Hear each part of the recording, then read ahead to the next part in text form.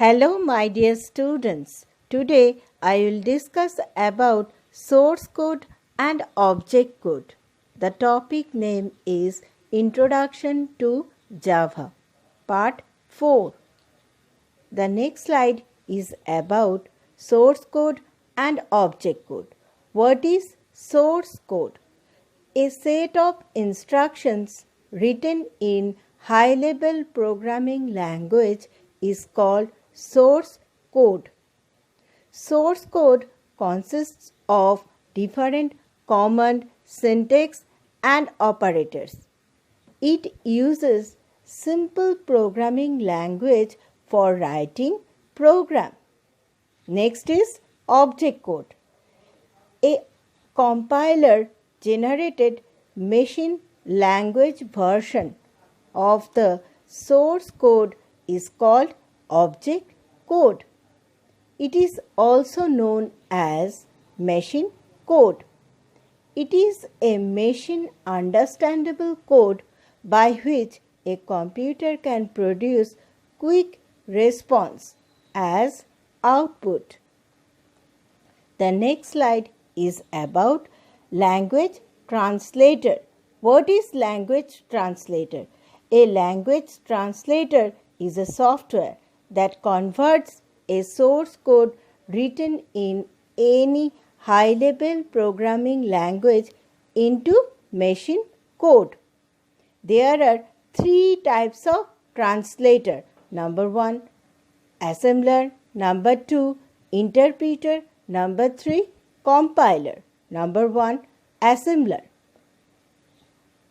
It is a software that converts a program written in assembly level language into its equivalent machine code or object code.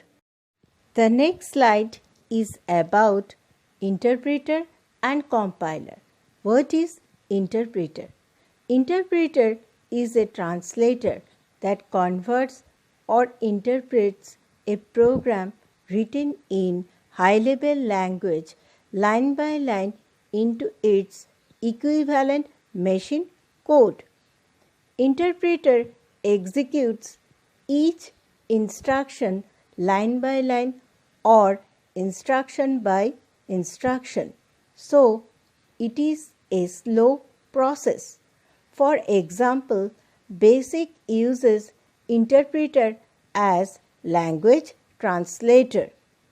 Next is about compiler. What is compiler?